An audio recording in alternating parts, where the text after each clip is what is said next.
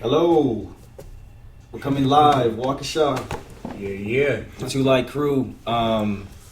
We are here today to just touch on a couple of things and just kind of throw it at you, freestyle, with a conversation and our own ideas, made up of our own thoughts. Yeah. And experiences. We were just talking about the art of breathing and breathing techniques and trying to lengthen and expand your spinal column, to really build that energy, you know what I'm saying? Yeah. Giving yourself the ability to grow, lengthening your posture. I think that's awesome, dude. Exactly. When you can take something that's so everyday and turn it into a exercise or a habit to enhance you, like breathing techniques. Mm-hmm. Breathing is fundamental. When it was said in the beginning, how it goes, God breathed air into man and gave him life. Well, this wasn't something that just happened just once, but this is something that's continually happening. Dude, can you keep coming this way? We're constantly breathing the breath that God has given to us, that Spirit has given to us. Yeah. You know what I'm How's saying? that? I was gonna say, man, I don't understand, dude. Yeah. I get it. We're talking. That's cool. Yeah. Okay, that makes sense. Yeah, man. Breathing techniques definitely is something that I started implementing in my day. Just more aware of really just.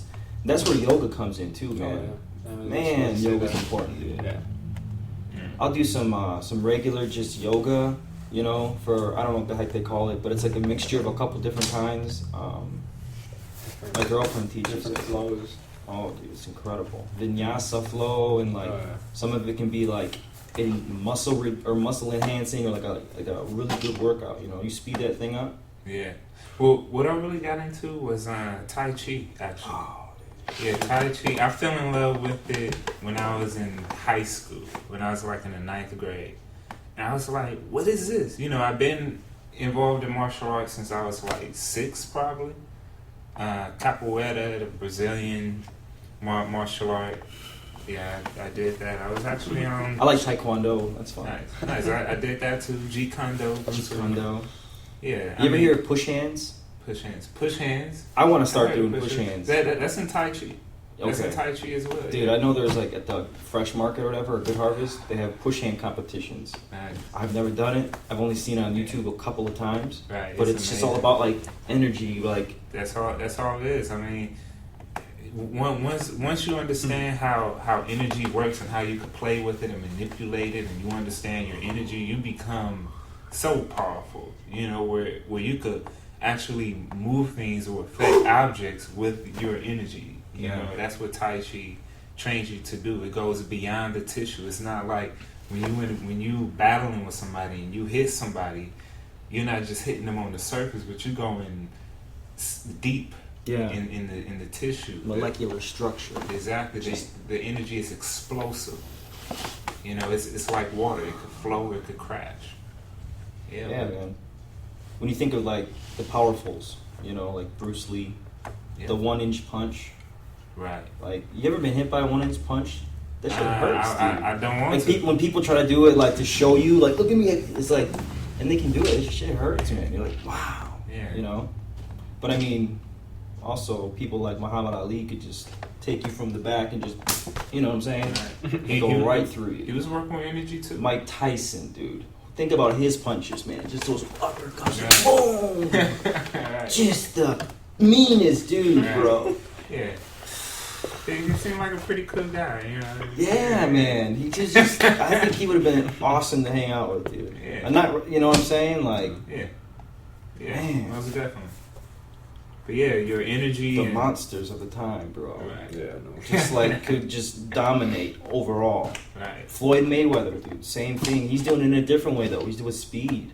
Yeah. He's all over this boom, boom.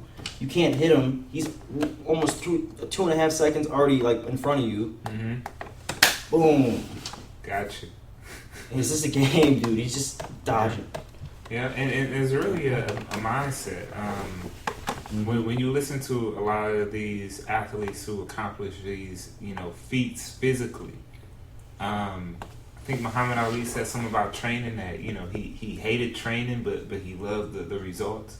And he knew that, what I'm saying, his mindset was, I'm the greatest. And so that's what he dedicated himself to. And he worked towards that. So it just shows the power of the mind over the body. And that's the real energy that is being used. That you can, the greatest energy you have, the greatest power you have goes back to your mind, your mental capacity. Mm-hmm. And how strong you're attached to it through emotions and feelings. Exactly. And are you using them as a crutch? And are you using them for the wrong reasons? Or are you, Exactly. That's where it becomes... I'm trying to get on fucking YouTube now, or Ustream. Okay. You think it's possible? I don't know, man. Oh my goodness, dude. What are you gonna do, right? Well, not this time. We'll figure it out next. This is gonna be live, right? Yeah. Yeah. That's cool, man. Yeah. So, I guess we're gonna go into a little bit of Anunnaki. You wanna talk about it? Yeah, I can talk about it. That's the reason why we came here. Speak a little bit about energy and a little bit about Anunnaki. Sitchin did great work on finding these discoveries of this ancient civilization back in Sumer, the Fertile Crescent of humanity, and turns out they have very accurate records of where we come from, human evolution, human beginnings. And the funny thing about it is, it seems that down the line in history, from ancient civilizations, when you talk about Lemuria, when you talk about Atlantis, these ancient Mayans and these lost civilizations, they all have something in common that traces back to this Anunnaki group, which means those from heaven to earth came. And it's like they're the ones who set up the whole idea of royalty and, the whole bloodline lineages and tracing back to these roots. And it seems that every royal family on the planet, as far as from my understanding, probably not every royal family, but a lot of them seem to have some say in this is our beginning, where we came from. Mm-hmm. So I feel a lot of, back to royalty, what really makes a person royal and noble is knowledge of self and knowing where they come from and knowing their origins. Because our DNA is more than just a physical thing. Our DNA is also a spiritual thing, a mental thing. Yeah. Yeah. So that's my take on Anunnaki. Mm-hmm. I was just reading up on some stuff, and when they were speaking about when the Anunnaki came, they needed a species to basically mine minerals from the earth. Right. Specifically for gold, and they were needed something to go down there, and their machines weren't working properly, and they just couldn't get it proficiently, so they needed a creature or something to go in there and take it out for them that would listen to them, and that would use their tools that they would give them, and they basically just were worker bees, and they threw them in there, and they created us, or a form of what we are. Right. In a long ass time ago, our first physical creature. Right. And then it slowly turned into what it is today. And these people were basically just, what would you call them? Not the ones that they created, but what would you call the people that did it? Would you say the gods? Yeah, I would say that. I mean, God is a title. I guess back in the ancient world, God was looked at more of a plural. The term God was more looked at as what we consider angels today, and they looked at the way most people in the monotheistic faiths, which most people nowadays come from. We look at God as being more singular, their view of what God was a little different. They looked at God or the ultimate being as being the energy that manifests all living life.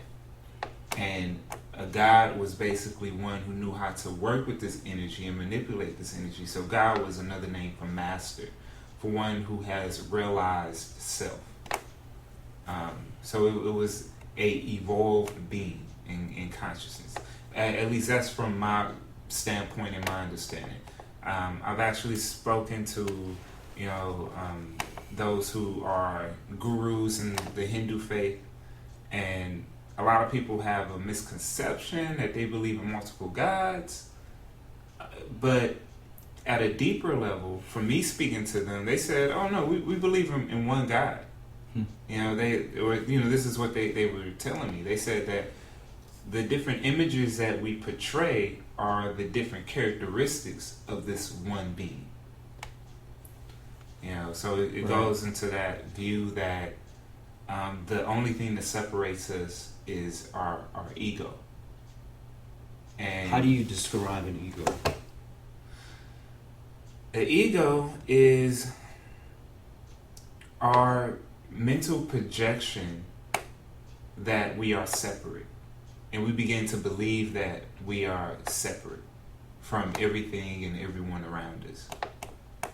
But on the deeper level, we are all unified in a universal field.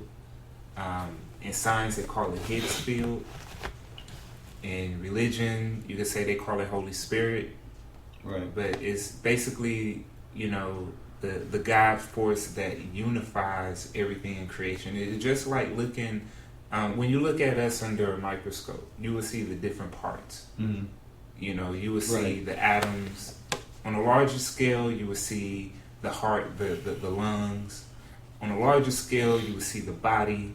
On a larger scale, you will see the family. On a larger scale, you will see the community. So I'm basically making a point That's that incredible. yeah, you keep going further. You start seeing how all these parts come together. As far as we know, we look at the universe. I mean, this could be the brain of what we call God. When you look at the brain and how it connects and the neurons connect, when you look at space and the stars. I mean, in my meditations, and in most people's meditations, you see the same stuff within deep in your meditations that you see in space. You see the lights, you see the auras, the colors. Yeah. I mean, we're in space now, even though we're on a planet. This planet is in space.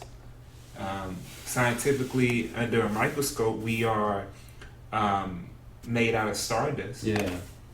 One of It's the things, cool, man. yeah. One of the things Jesus said was, shine like a star. That's cool. Shine bright like a diamond. There you go, Yeah, shine bright Jesus. like a diamond. And Anunnaki came here to mine gold. That's interesting. Yeah, I thought it was definitely a point to be kind of like looking towards as a reason to why we might be here, as another form of creationism. You know what I'm saying? We've had to look at all the options now because not really anybody knows. You know what I'm saying? So you might as well, at least have some theories about it. Yeah. And I think that the concept is interesting and it's inviting. So Yeah. it really depends on, what you want to be looking at. Yeah. Again, I like to tell viewers who are listening, do your research. Never take everything that someone is offering you. I mean, ultimately, if it resonates with you as true, then that means it's true for you. And, if it makes you feel light, then chances are it's the truth. If it makes you feel heavy, chances are it's a lie as far as you go. As far as you are concerned. I feel that that's important. We are all here to be sentient beings, to be free thinkers, to think for ourselves and not allow anything outside of us to dictate what it is that we think. Yeah. I just, like to make that clear as a disclaimer. Yeah. Yeah. It's important to definitely construct your thoughts a little better, when you really start to kind of think from the basis of where we were Right. as a culture, and then what we learned coming up as we grew up as a society, the things we touched on. You know what I'm saying? Like the Right. things that we really got into and like focused on in school. Really, today is nothing that's important to me. Right. You know what I'm saying? Right. We've basically wasted that time of our lives for, believing in a facade. Exactly. And then that facade is now taking over majority of the psyche of the people that still live out there, and it's taking them to a place to a creation of ism and like some sort of created reality by, you know what I'm saying, Right. the head of the culture. So basically, in other words, what you're saying is people in society is still working on old paradigms and are still mining gold for Anunnaki. In a sense, yeah, 1 Right. million percent. It's like, as the story goes, Anunnaki left off the planet. The whole reason that they came here to mine gold was because they was using gold, not what we use it for today, which is very base. Jeez. Gold is the metal of the sun in alchemy. It's something that generates energy. It's something that attracts wealth. It's something that interacts with our chemistry. A lot of people don't think about this. A lot of our technology has gold in it. Why? Gold, silver, it has these precious minerals. Mercury. Computers nowadays is made with crystal. Mm-hmm. And we look at those who use crystals as something that's science fiction. But these objects carry energy to them, and they carry information, and they interact with us in such a way that it amplifies certain energies. I 100% agree. Right. I was in California, Northern California, and I went into a crystal shop, Mm-hmm. and it was just like a legit, like crystals everywhere. Just the Mhm. whole walls covered, huge ones, like everything you could think of. You feel And it? like I could just feel, I don't know what it was, I couldn't describe it, I couldn't explain it, but it needed at least 5 minutes to like really settle in, to like really let the feeling just, I had to step outside for a second. Like I wasn't really going outside because I was like too overwhelmed, but I just kind of thought I should go outside, but Right. you see what I'm saying? Like, That's exactly what you're saying. it's man. crazy. When you look at the founding fathers of this country, Wisconsin, for certain reasons, was very important to the founding fathers. The Great Lakes are here. George Washington, made some stops here. I've been to the capital of Madison, and I've been in there, and I've been able to see the pictures on the wall. It's funny because I was talking to somebody earlier about this, how the founding fathers who built the United States, they took precious minerals from different parts of the world. They took marble from Italy. They took something else from France. They took something else from this country, and they brought it to the States, and they used these precious stones to build the Capitol House for a reason, because of the energy that it holds. They were alchemists. They were working with high alchemy. It's no secret. Masons been in this country for a long time, and a lot of those who built this country were Masons, and they were just building it off of, let's just say, very advanced feng shui. Yeah. With the already figuring it out Exactly. before everybody, or before anything even would think of that even being something, Exactly. you'd have to have that information from some sort of, Yeah. Huh. Yeah. So this is something that was handed down to us from generations, tracing back to the Anunnaki. When you look at even the people who talk about these people, Anunnaki, from heaven to earth came.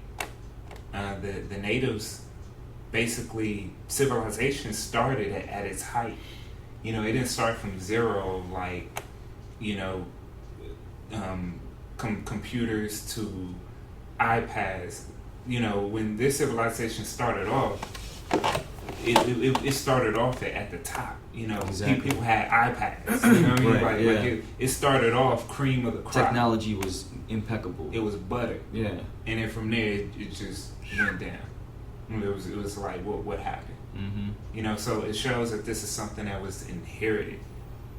When you look at Egypt, same thing with Egypt. You know, as the knowledge was moved over to Egypt, Yeah. same thing. They started off, you know, from the crowns, from Yeah. just Think about that, just right? everything, everywhere. The pyramids. It was like Think about all the ships that were raided, all those boats, all the gold that's been smuggled and like traded and passed around. And Yeah. think about if all that was collected, you know. But most of it now is, I mean, I don't know how much of it is even out there. I have no clue what the gold is out there right now. right. It's got to be at this peak. I mean, depending on consumption, just because of all those gold places. Right. You know what I'm saying? Those have been out for what, 5 years, 6 years now? Why did they come out again? Do you remember like the reason why they started collecting gold? Just because. I mean, what sparked that? You know what I'm saying? Do you remember when I'm talking like all the gold shops? We now collect gold or sell and trade gold. You know? Right. I mean, gold has powerful energetic components to Yeah. it. Anunnaki, back to them, they was using it for their planet. Their planet was dying. Yeah. And the reason it was dying was because it was doing similar stuff to what we're doing to the planet now. Yeah. And, you know, it was not livable. The atmosphere was basically broken. And so they were taking the gold and distributing it in their ozone because the gold actually protected them from, you know, certain energies. It basically rebuilt their ozone layer. When I was listening to this documentary about, or it was more just a lecture, this dude was talking about the technology they had and levitation. And do you ever hear about the person in Florida? I already know you're going The levitation dude who puts up those huge boulders on things, and the people or the No one knows how he did it. he said that 2 kids caught him one time, and they were like, we caught him, we caught him. He was using ice cream cones. He was using ice cream cones, is what they said. Wow. Yeah, and then they look back into it, and all this old technology, there's like all these like cone-looking shaped objects that are just like, He was working with sound. sound, He was working Yep. with sound. frequencies. Frequency. Taps in. It's the same way that levitate anything. They were doing it to like the government does it, Yeah, that's how those. what Whenever I see. someone spots a UFO, Yeah. they're working with vibrations to travel through the ether. Yeah, Yeah. yeah. I don't even think you hear them. They, Well, they that's just what they show say up. in the Bible. That's what they say in Buddhism with the Om. In Om. Egypt, they sang. Yeah. We have what do we have in the word in thy name? Or that word, you know what I'm talking about in the Hallowed Christian. be thy name. I don't know what it is to be Yeah. honest. It's somewhere, but it's the same thing. It's all about sound. It's all about Yeah. the frequency. Pronouncing the word, speaking the word. That's something that can be. And they were talking about that's how you have free energy too. You can do the same thing. You got to create. That's what they were saying Tesla was doing. Yeah, we are free energy. The God is energy. 0 point is everywhere. Everyone has access to it. Yeah.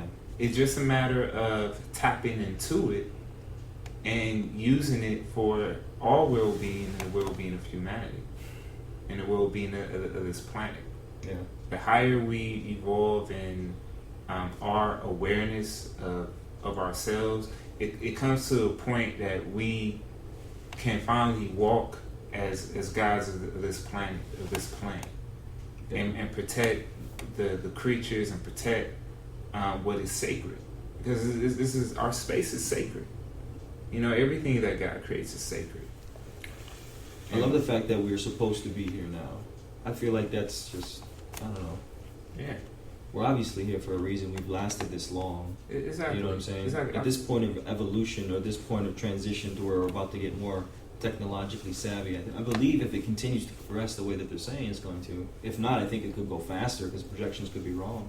Right. You know? And who knows? Maybe, the Anunnaki been playing a part in the development of this culture. Yeah. Yeah. And we was talking before the podcast started playing that I take it as both a symbol and a reality. Bless you. Thank you. Bless you. All right. all right. Let's do this. I take it both as a symbol and a reality, and reality itself is also a symbol. Yeah. And that is, you know, Anunnaki is speaking not only of something that actually happened in our history, but also it speaks of something of our spiritual nature.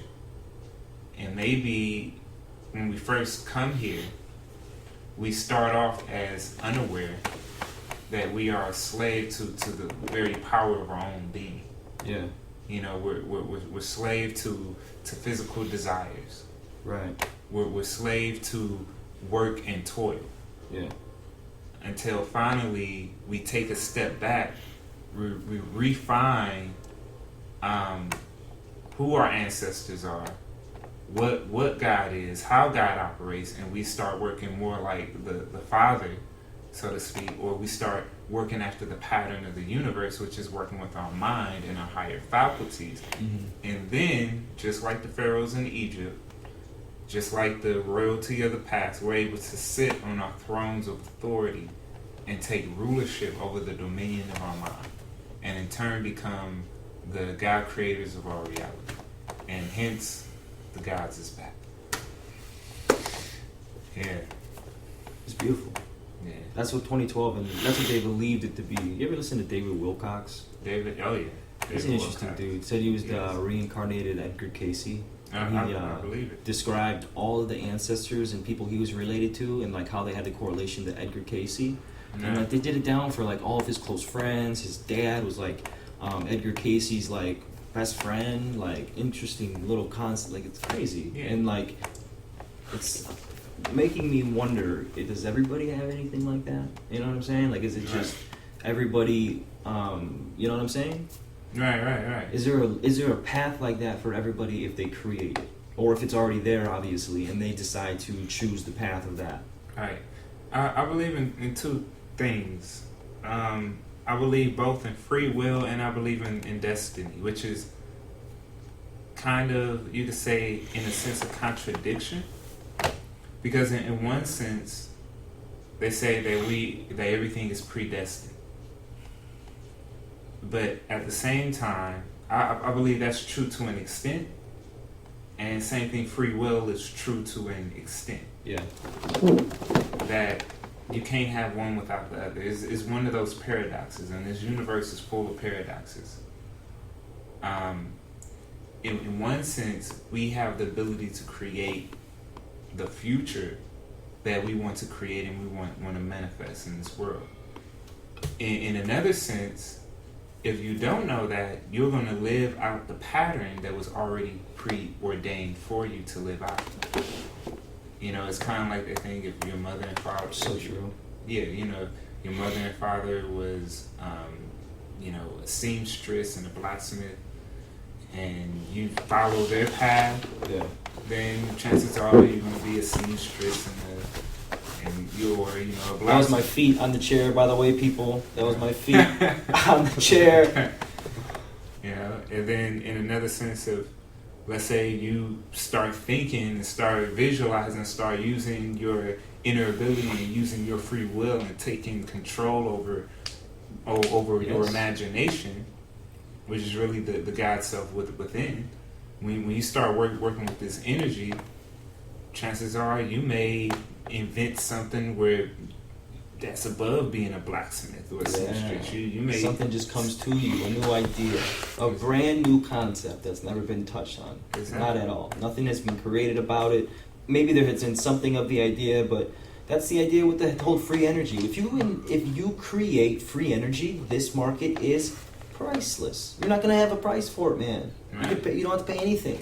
Right. If you could just have, no, you don't have to pay for any of this electricity. That's awesome, dude. You've taken out so much money. What if that was the cure to the 16 trillion? Yeah. Then all of a sudden created it. Right. I seriously believe that you get away you don't need power plants. You don't need any of this. Yeah, and here's a question. Here's a $1 billion question. Who is Earth in debt to? The moon, Dude, Mars. I mean, I'm just I completely making a agree, point. bro. You know what I'm Completely. saying? Just burn some money. You know, like Wouldn't that take it down? right. Maybe like, not. I'm sorry. Maybe that's crazy. But once Well- you just burn a whole bunch, just burn it. Well, our economy is based. We're off screwed of- anyways. What are you gonna do? Yeah, our economy Burn is that based much off money. of. It's just a big ass party. Our economy is based off of what we is based off of what we view as valuable. That's really what it's based off of. You know, we decided to measure our what we're worth based on a piece of paper.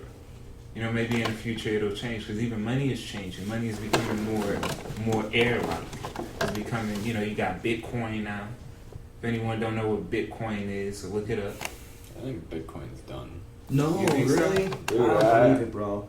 You think so? I haven't heard much about it anymore. It was really large for a little while, and then just kind of. You never know. You know Pay- much pay- about it. We don't use paper money. What if like it's we just used to. continuing? They just use it. It doesn't get any Shit. bigger. It doesn't Well, get any shit's smaller. gonna But there's already change still a lot of currency regardless. out there. Right. If Bitcoin goes, I mean, right now would be There's the perfect something time to else cut that's it gonna off. But you can still get in. You can still Yeah. buy in. yeah. How many people make money on the web? I You think know, that'd be online. a lot, dude. Exactly. So many. there's- There's crazy things too. But go ahead. There's more money that's just numbers on a computer than there is in the physical world. Yeah. So even that whole deficit thing, a lot of those numbers isn't even physical money. It's a number system that's in the computer world. Yeah. You know, I mean, Which is it's, interesting because how does it even have Yeah. substance? that's what I'm saying. I mean, just like that, you could. They have a little backer in that Bitcoin to where all they got to do is press one button and all that little, and it sucks it all away. Holy shit! What The happened? sound effects are awesome. You know what I mean? Though, like, really, that would fucking suck. They can't do that with dollar bills. I like to have something. Like, let's go back to the gold standard. That's physical. Government goes, you know what? We're gonna get rid of money. No more dollar bills. No more $100 bills. No more nothing. We're just gonna hand out. Everybody gets gold. And we're just gonna collect everybody's gold. You gotta put your gold in. Sorry, you gotta fucking put it in. Yeah, Is that crazy? That's crazy. Yeah, which is something. I mean, but it's They'll never do that shit. Right, Go ahead. right. But it's funny, you know, because I mean, I always look at it this way: like, we live in a virtual reality that we created as man. You know what I mean? Like, when we look at the natural order of things, everything is perpetually in abundance. The only reason I feel that there's some type of lack or limitation is based on people thinking. You know, the fact that us as humanity have this ego of acquiring and gaining and gaining and gaining instead of taking only what we need. You know, and that's how it was in the past. Like before you killed an animal, before you ate your food, you gave thanks. Yeah. You know, we were so much more connected to the earth. And now we don't even really walk on earth anymore. We walk on the pavement, we drive our cars, we live in our houses. All these things are fine and dandy. You know what I'm saying? I want my villa too. Yeah, right. I'll be but honest. at the same time, man, I But, hear you. but at the same time, You're losing the connection, exactly. We want to stay connected to the earth. and you're almost completely diluting your water with garbage, You're right. and you're not even giving yourself the ability to be connected when you can. You know what I'm saying? Right. And that's really where we want to get back to, is living more in close proximity with the planet, in harmony with the universe, in harmony with the cosmos. Yeah. Because then we're back in alignment with ourselves. I mean, we're so much part of a bigger picture. And if we don't get in line with the natural order, then we make ourselves a cancer. And what happens to a cancer? It's either going to kill the system, or the cancer is going to be removed. Mm-hmm. If the immune system is strong enough. And then where does cancer come from? You know where? Where does it come? High fructose corn syrup, There you go. sugars, and I would say that's pretty much it. Right. Those chemical concoctions, the white bleached bread, the things that still get connected to your organs, you know what I'm saying? And then they form, and then it doesn't get all the way through because you don't have a clean system all the time, you know? Right. And so it sticks on the walls, and then you put in more sugar, and sugar is just like a steroid for that shit. And then Exactly. once it starts growing, then it's like, we'll just play here for a while, just collect and collect. Yeah. So And they this, get big, bro. so this is what humanity have been to And what all we Mother eat, Earth. everything we eat, just got high fructose corn syrup and sugar. Yeah. Everything is Bleach. exactly everything. There's enough on this planet for everybody. And, Well, you know, Dude, it's just a matter. Yeah, Yeah. go ahead, man. Yeah, it's just a matter of the thinking. Our technology is already there, but our thinking has to change. It has to catch with the technology. Catch with the technology. We Yeah. need to wrap our heads around it better. Exactly. You think we're even, some of us are even intelligent enough to actually embrace and engulf technology at its most potential? You know what I'm saying? Like, are we able to use it? Right. I mean, you have the majority that's always gonna go against change. Coding? Yeah. Does that even get you anywhere? I mean, is coding just another, like, sport that smart people do on computers? And it's basically just some, is that kind of what it is? Like, what does coding do? Like, depending on hacking or whatever, but it's basically just another form of, like, a game. Depends what you're doing, man. But Yeah. You know? it's close enough. It's interesting, right? Yeah. So, but yeah, man, Most it's definitely. what we choose to do with our brains and what we were brought up around. You know, what our surroundings gave us the opportunities to do Right. until we could finally take that in our hands, and then that's when life got real. Exactly. I think when people are left off on life at a younger age, I think that that life becomes either extremely real or extremely fast, Right. because they're either going to get sucked into it or they're going to work with it and just accept, I got this, I got to do what I got to do to make anything happen. Exactly. You know what I mean? Exactly. I mean, it makes me think about a lot of things. It makes me think of, you know, just the subject makes me think of artificial intelligence, because we have the capability, if it haven't been done already, to create artificial life form or machines that can think for themselves. Yeah. And the thing about it, though, is you knowing how you are as far as a human experience, creating a machine that can think for itself, would that be the wisest thing to create something that is in the likeness and image of you, if within you you have greed, you have lust, you have envy, but at the same time you have good qualities, you have compassion, you have love, you have generosity. This is all in the subconscious of the human experience. So if we create machines that is capable of that same thing, Yeah. you know what I'm saying? It's like That eliminates. right, but because we created them in our image and likeness, then would that make us like their gods? That's a creation. So I'm just hypothetically saying, what if the human system is a very complicated organic machine that is able to think, to live? And this is a point, you know, I don't want to frighten people or, you know, turn people off. These are just ideas. Exactly. And look at it this way. What if you are a spiritual being having a human experience instead of a human being having a spiritual experience? That's a question. So if you are a spirit, that means you can occupy many different vessels. You know, you could take on many different forms. You know, just a thought. So go back to the idea of creating, would they be sentile beings? Yeah, sentient beings. Sentient beings? You know, maybe because back in the time of Sumeria, they called these beings the Anunnaki, Okay. the gods, the creator gods. But at the same time, the Anunnaki implanted us with their DNA, so in a sense, that would make them Yeah. parents and us children. And maybe the characteristics that we have are old karma of our parents that we still carried on to this planet, and therefore our, you know, genetics got entangled with their past, and we're doing the same thing that the parents was doing, and they're trying to tell us, you know, don't go down our path, Right. but you're destined for something much greater. Because you're tapping into your primal as opposed to tapping into your already existing and, you know, abundant of information that wants you to succeed and be successful. Exactly. The universal mind, Yep. which is the internet, the And there's cosmic nothing internet. wrong with, you know, deciding to go with urge and want and feelings, because that's pretty much all they are. They're just, you know. Yeah. So I think that can be an awesome concept if we had robots working for us. Where would all the people go? Oh, what all the people? I don't know. Yeah, you know. Well, Big island somewhere. Go. Maybe a volcano will erupt.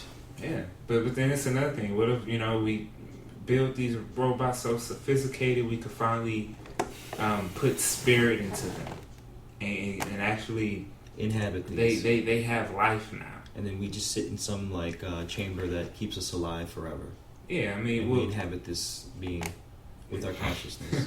right. I mean, would it come to a point where these machines finally say, you know what, we want to do our own thing now. Yeah. You know, we- Avatar, right?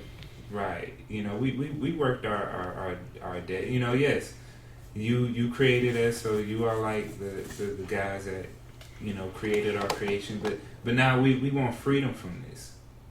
You know, will something like that happen? Will it be some type of machine rebellion? We see it in the movies. Yeah. iRobot. That was a crazy movie, iRobot. man. Yeah, That was ahead of its time. Did you ever see Planet Earth with him and his kid? Planet Earth. Yeah, Will Smith? Oh my Yeah. god, dude. amazing. That was a killer movie, man. yeah, It was really good, dude. Yeah. His kid did awesome. yeah. Fear. Yeah, dude. It was really put well, like, it was done well, man. Yeah. Even the CGI, I thought it was good. I don't know. It was. Did you see it? I haven't ever seen it. No. You gotta see Did it. you?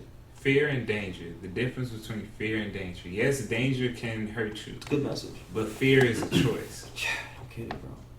and that's so true. Only you can fear or scare yourself, really. Exactly. I mean, Yeah. Yeah. I think that's a good place to push yourself, though. I think getting into those moments of putting up the defense is, I think, important for us to evolve and important for us to continue to, like, grasp who we are. Like, are we going to stand up or are we going to, you know, back up? You know, and I think the idea of fight or flight is more of a feeling that's connected to a more aware being, depending on like the situation you're in. You know what I'm saying? Like if it's a 300-pound person that wants to fight you, and you're 225 pounds, depending on your size, maybe you'll take it on. You know, You know, if you think you got the upper hand, I'd do it. Yeah. I got in a fight like that, Right. but at the same time, like I think that's good for us, man. That's what we grew up on. You know what I'm saying? I mean, Right. in earlier cultures, but they were just doing it to survive. Like I think we still need that though. You know, That's working survival. out, you know. Yeah. To Goes be back to honest, eating healthy too.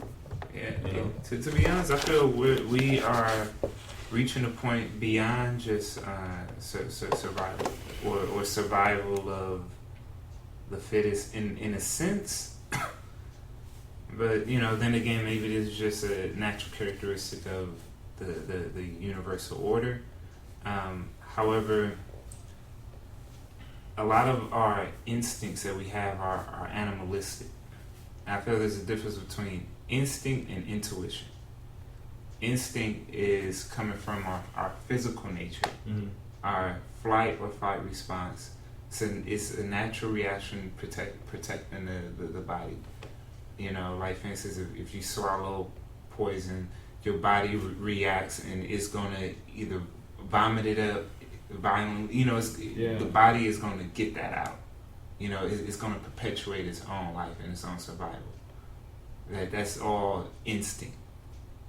And we're moving to more of a place of intuition, where it's a sense of knowingness.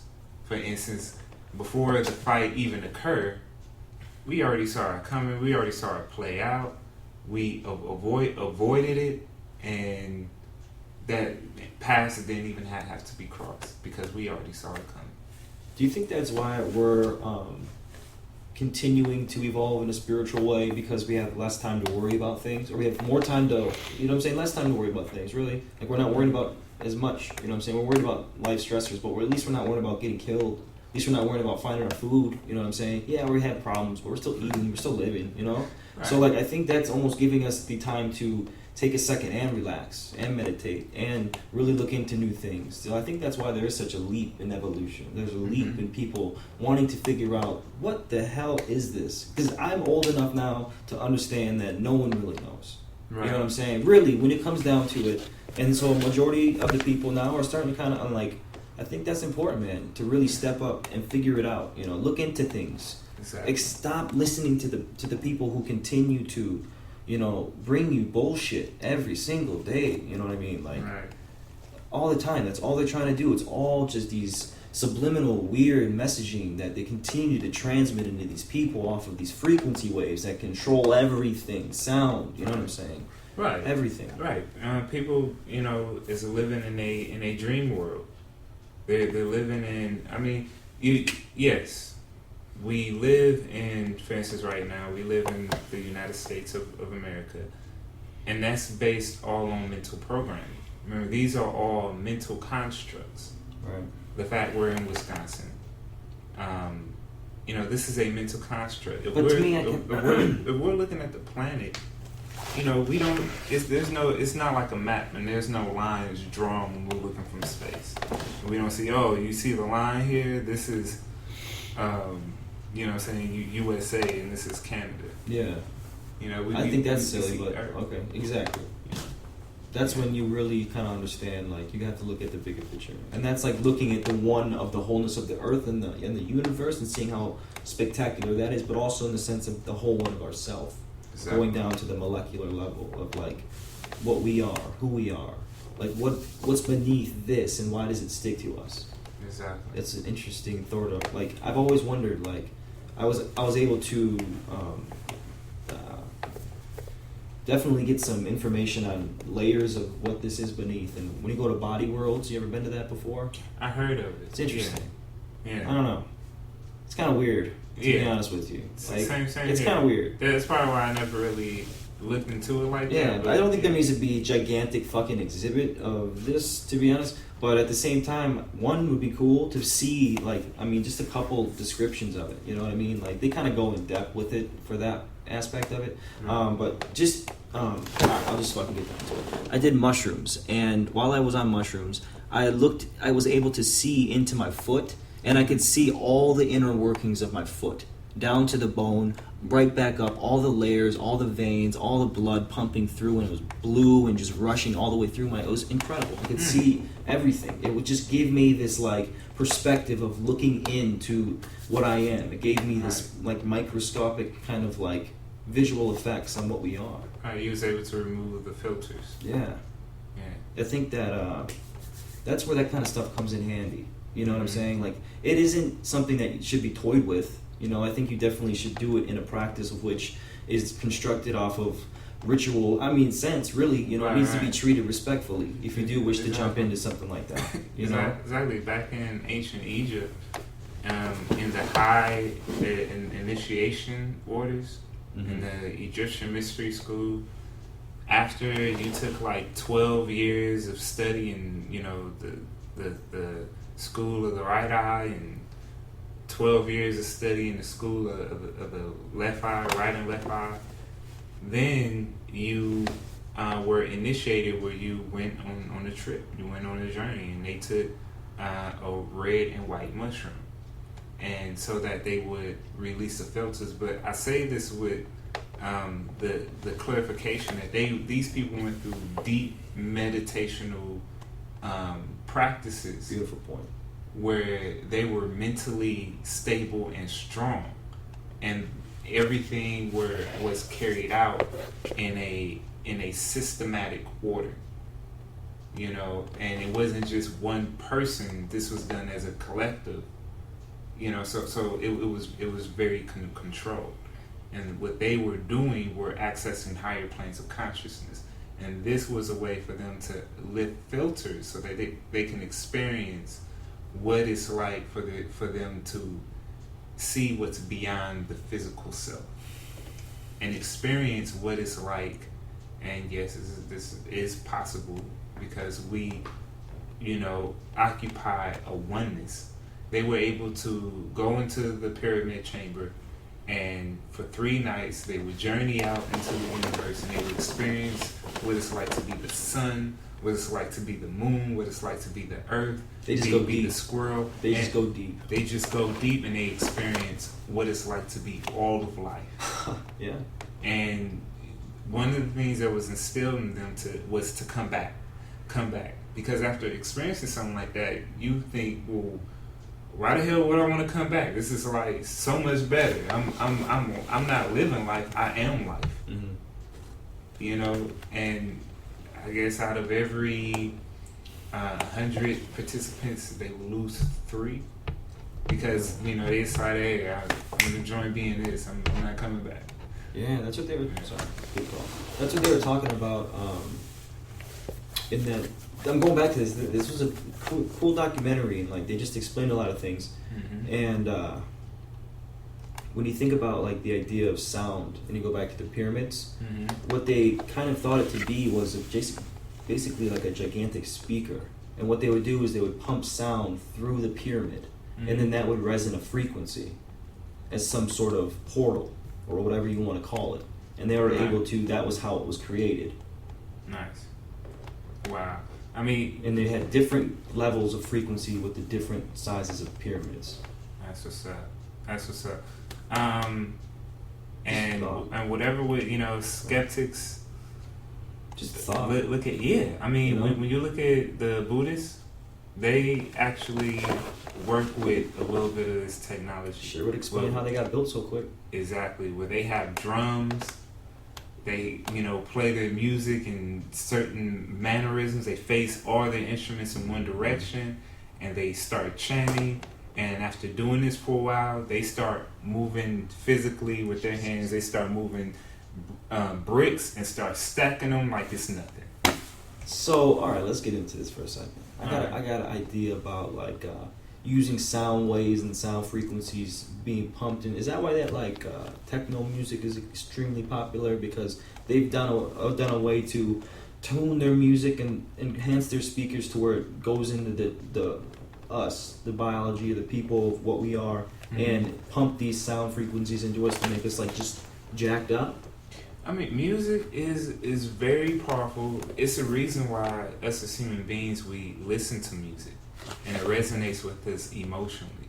You could hear a song that you haven't heard in years, Mm-hmm. and all of a sudden, first thing it does, it takes hold of your emotions.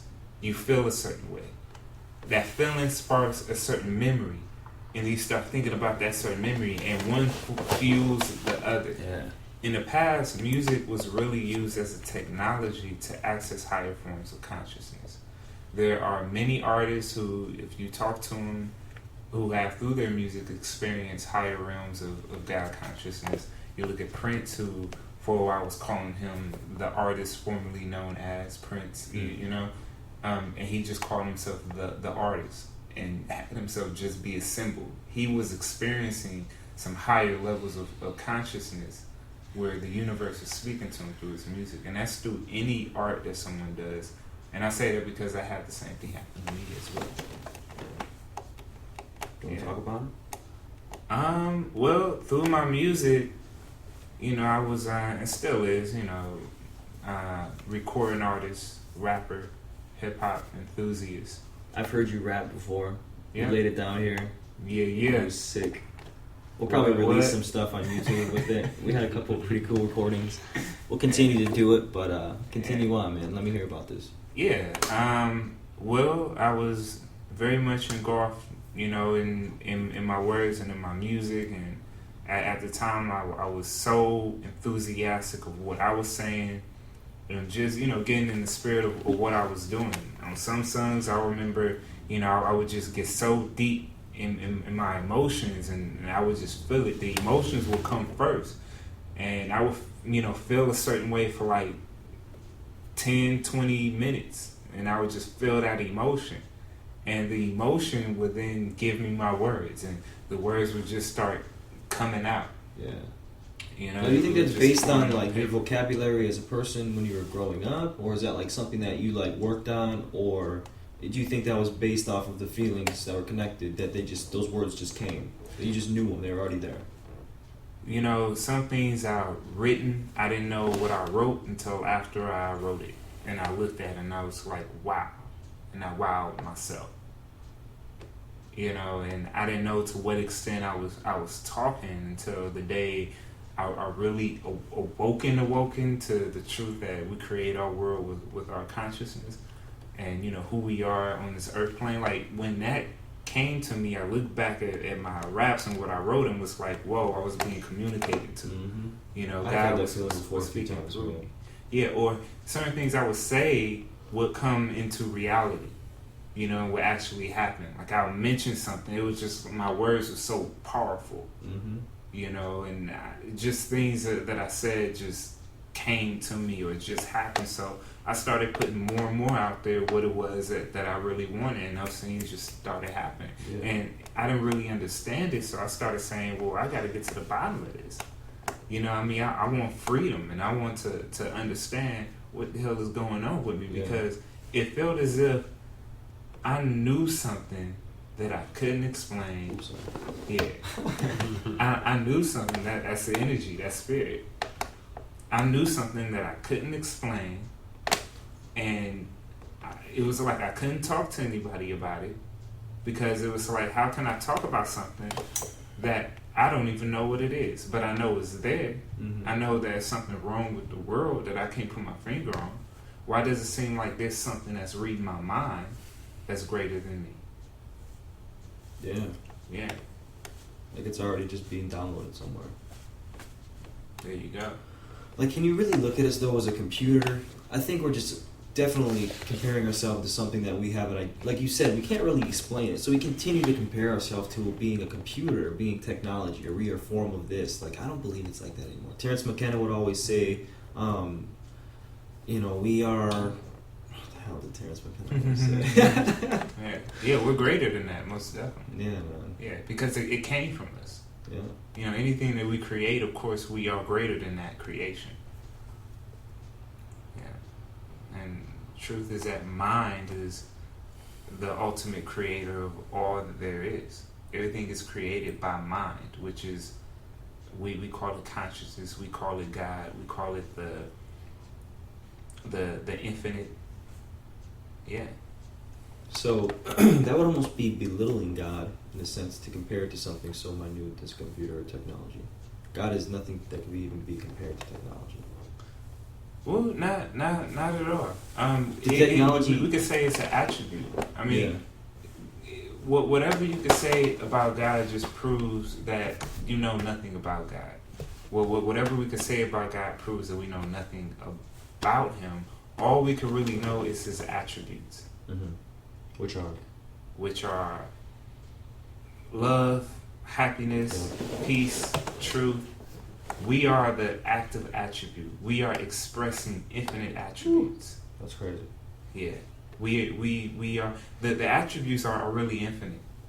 I know in Islam, it mentions about the 99 attributes of God or Allah, and it says that one of the attributes is hidden, one of the attributes is secret. And from my understanding, that attribute is the active attribute, which is us. We are the vehicle for all the attributes at any given time to express itself. I always talk about that, like the one gift. If you took all this away, all we had was us, just sitting on the ground. All we could really give is love. Love. I mean, really, man, all we could give. That would be our best gift. If we had nothing to give, that would be our gift, is love. And that's what God gave us the gift to do. But we're so busy. We have like too many things that make us worried, you know, too much stress. Like, we need love everywhere.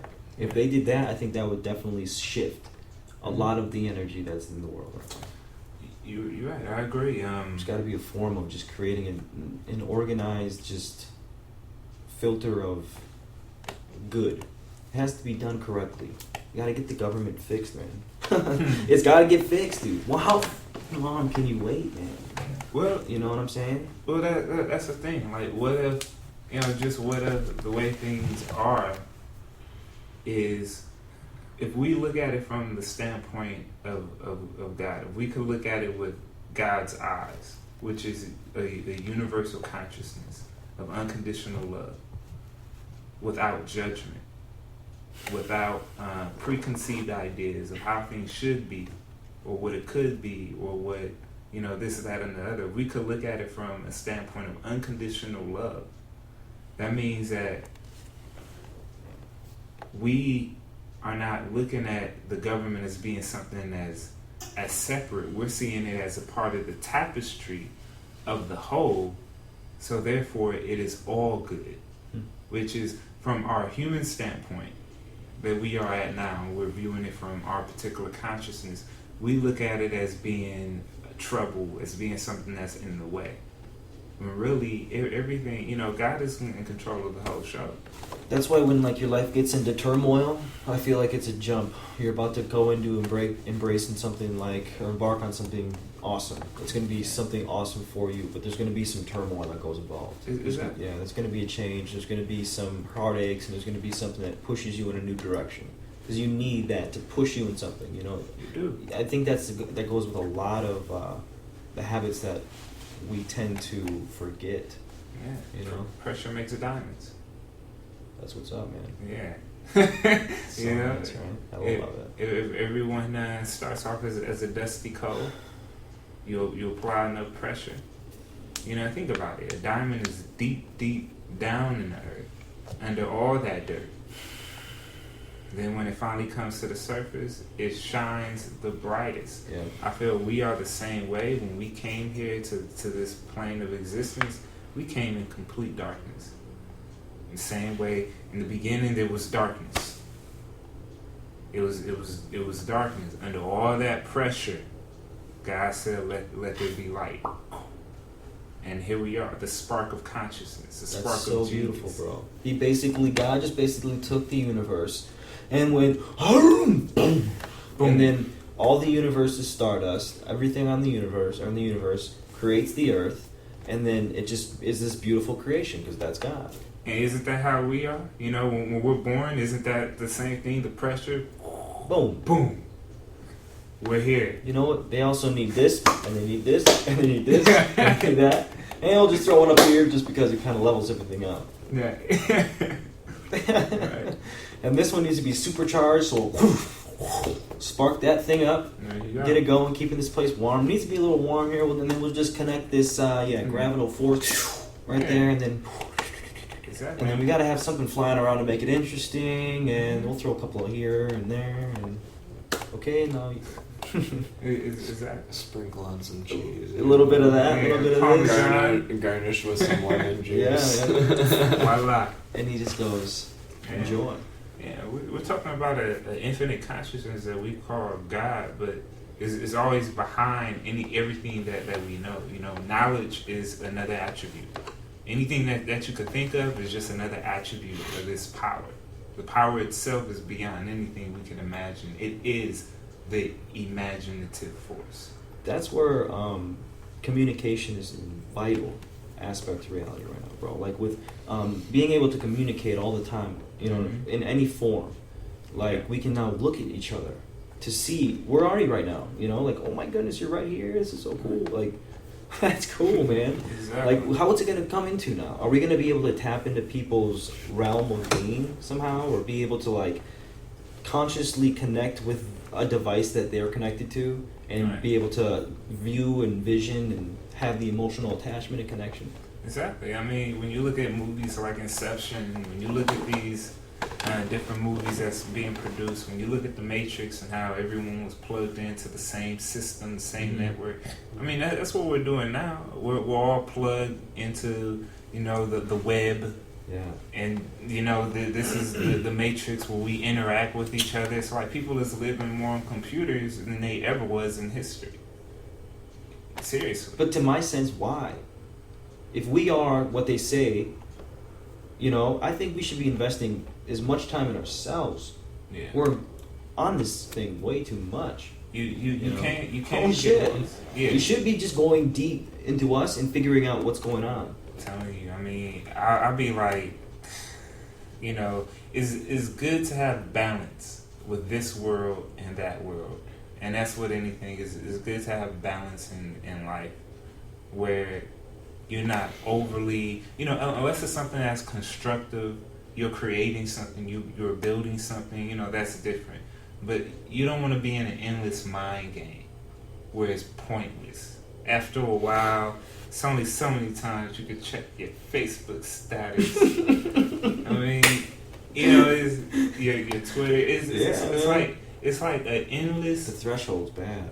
Oof, it's like an endless nowhere. It's like, and I feel. I mean, it's a creation of the mind. Our mind is the same way. It's an endless stream of just consciousness that goes on forever, and it's beautiful. That got created. Exactly, and it'll never end. Creation is something that is never ending, and it also has no beginning. Believe it or not. It just been created in a different form. I mean, think about it. When we came here, things was already going on. Mm-hmm. The sun was already spinning. It's like we came in the middle of the picture. Hey, what's up? Take it to another level with the God idea and how we put things together. What if we were just a rock, or what if we were just like a water planet? The whole planet was water, and then meteorite, boom, hit it, and then water got sucked underneath, and then it was just so warm from the sun it turned and hardened. And then that's when things started happening, and it actually that evolved from something as well. I feel like the Earth was a water planet. Oh yeah. I mean, just going off of what we are 70% water. and what we're made out of. 70% water. We're made of that's incredible. Yeah, and it's the same. It's as above, so below, as within, so without. States in the. And in our brain, is it just water all in our brain? I think probably 70% water.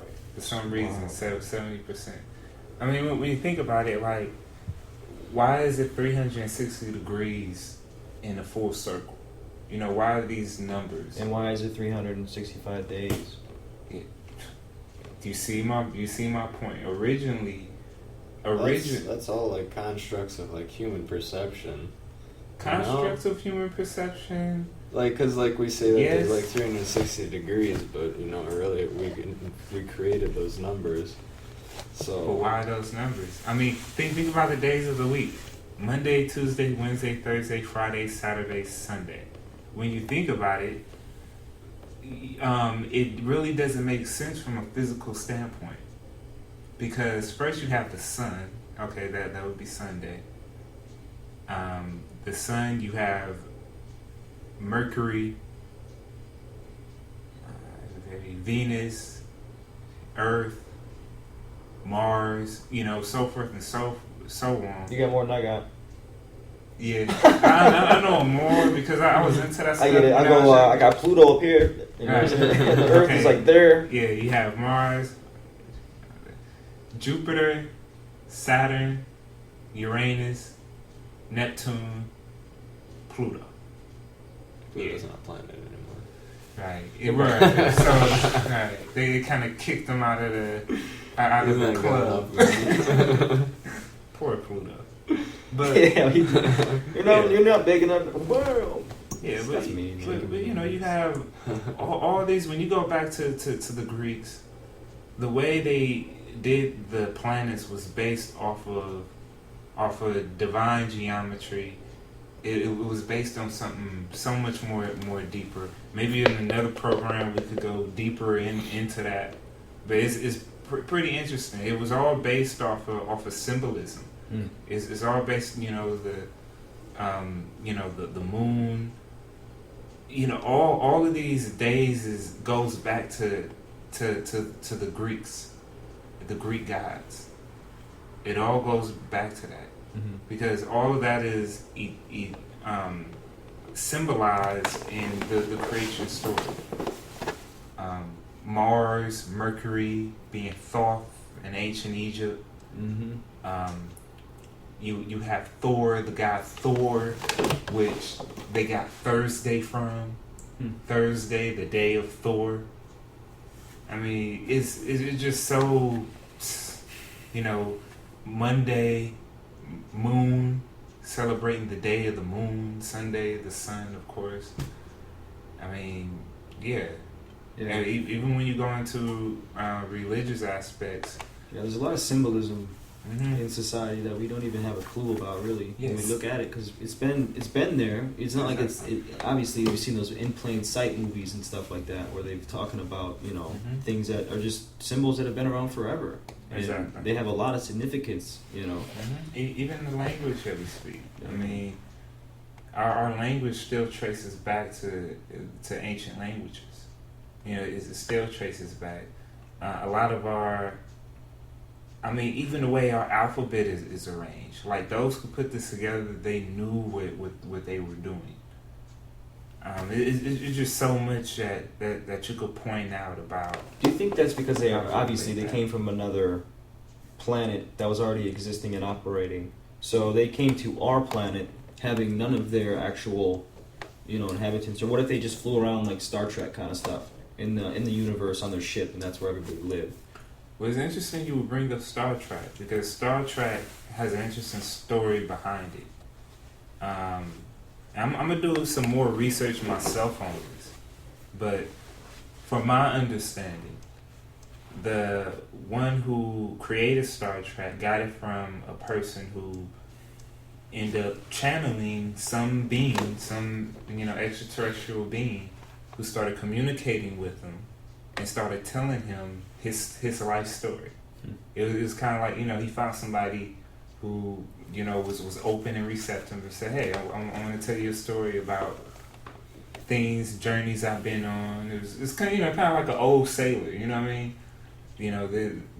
These are the things that I've done, journeys that I've been on, and we travel the universe and look for life forms, and we keep tabs on them, and we help and we just observe their evolution to a point. They reach a point that they can become a part of the larger community, pretty much. And if they're not at that point yet, we do not interfere.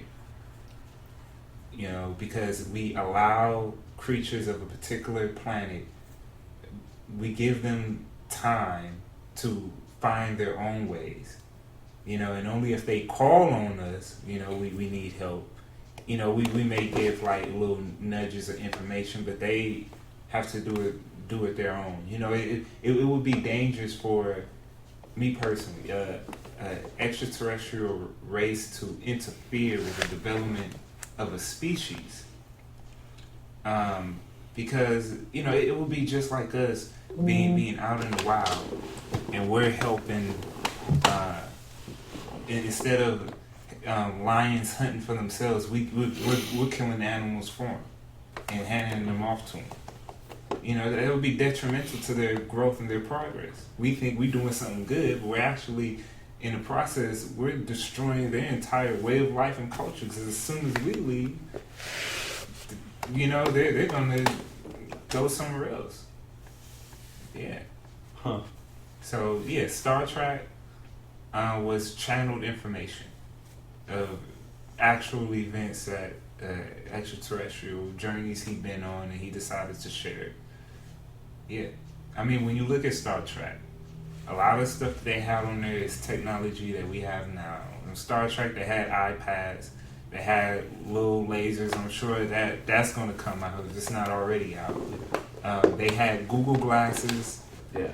They had cell phones. Transporters. Invisible cloaks all over the place. They could tap themselves. And they had the technology. Wireless. Military got the technology where they could make a tank disappear in plain sight. Yeah. That's awesome too. What is that based off of? Was it a reflection or something like that, or? Yeah, it's like reflective light. It's like bending light. Yeah, it's the same with those planes too, right? They have they've done it with the planes. It's kind of the idea of the stealth bomber, no? Yeah, I know what you're talking about, like those creeper planes. Yeah.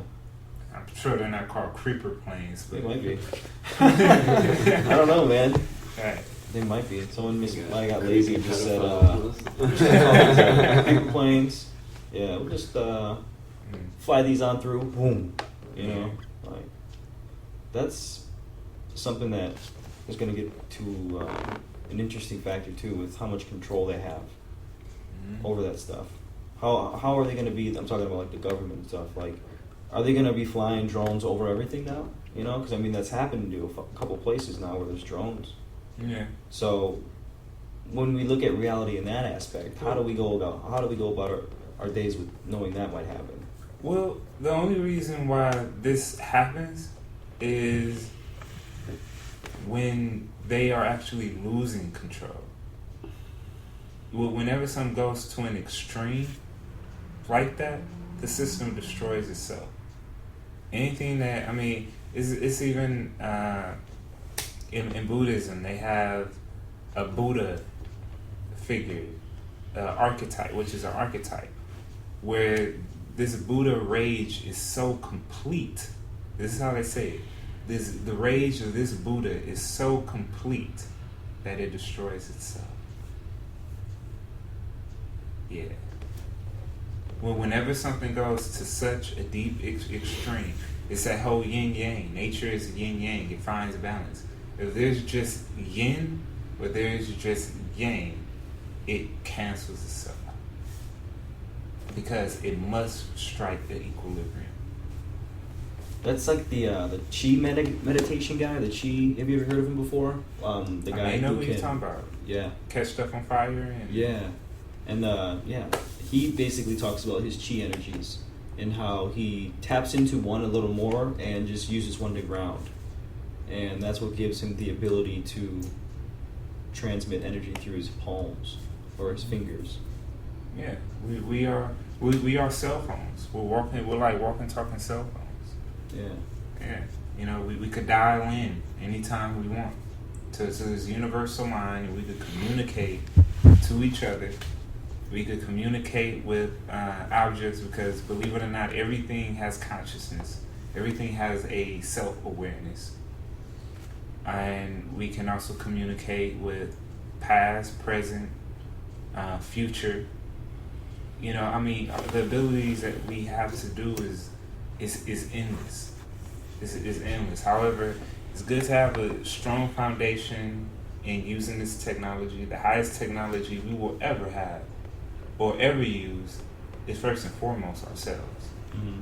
You know, and our mind and how we use and utilize our mental faculties and exercise our mental technology. Yeah.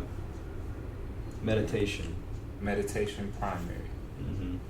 And for most people, meditation is difficult because they want results, or they're looking for something to happen.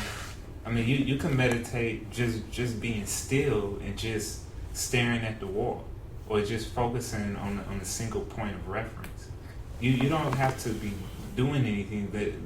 The point of meditation is to allow the mind to do what it does naturally, and that's organize itself. Mm. That's beautiful. Yeah. As far as that's my, so true, man. As far as my understanding. You know, because once you organize yourself, you are like a library. You know, your DNA is a mega library that stores information. How would you go about thinking or constructing an idea to organize yourself? To be honest, I would definitely recommend the Silva method. Mm-hmm. You can find videos on YouTube about it. Jose Silva and what he developed. Look him up for more information. SilvaLifeSystem.com. What are some of his key points? Some of his key points, I'm just now getting into it and learning it, but I could tell you his main philosophy, and that is he was a electrician who understood Ohm's law, which in the electrical field is when you reduce pressure on wires, you allow more energy to flow through those wires. And he said, well, what if we're the same way? You know, what if our brain is the same way? If we're able to reduce the stress that's on the brain and on the wires of the cell, can we actually generate more energy through it, flowing through it? And so he tested it out, and it's been proven, it's been documented, scientifically recorded. He won awards for this, for figuring this out. And he found easy methods of accessing higher states of consciousness in a shorter period of time. Pretty much, to sum it up. Yeah, so I would recommend that for anybody and everybody, for the fact that, you know, he sees this as the evolution of humanity, the evolution of what we are meant to be, and that is using more of our mental faculties than being tied to just our physical selves. Yeah. Yeah, but it's beautiful, right? It's beautiful. Because I've been experiencing that every single time I go into the float tank, and I've probably been in there for, I don't know, close to 300, 400 hours. Not long compared to people who've been doing it for 40 years. You know what I'm saying? But like when I go in there, like that's what I feel. Yeah. You know what I'm saying? Like I am now taking away, and I'm giving myself the relaxation point. I'm letting myself know that everything's cool. You're letting go. You're allowing you to just shut down. Exactly. You know? And that's good, man. Yeah. That's like the idea of testing or, you know, working out our consciousness. Exactly. As we evolve, so will, you know, the music. The music in the past was really used as a spiritual tool for exercising higher forms of consciousness. Yeah. And I guess, you know, just from what we were talking about earlier, that came to me. I guess Spirit brought that to me just to say, you know, about the energy. I definitely feel it when I go to certain places and when I'm around certain people, or I've done something. Mm-hmm. And like I've definitely tapped into playing with it. You know, like being able to manipulate certain situations based off of the energy that you have, how you construct your posture and your, you know, how you are going to be in this. Oh yeah, people pick up on that. Just like if somebody is kind of off, or they kind of, you know, something about them is not all the way there, like people pick up on it. Like there's a lot of people in Wisconsin like that, man. I'm sorry to say, you know what I'm saying? No, but I mean it's true. It's because they're not connected. You know what I mean? Like too many. I mean, alcohol cuts the line. There's a lot of things you're polluting yourself with, and you're never gonna get there. Right, but some people, like, you kind of pick up on their intention if they mean like harm, or it's just something that they plotting something. Like when they you could just feel it across the room. You pick up on that negative vibe, like, dude, what you doing? Hold on, where your hands at?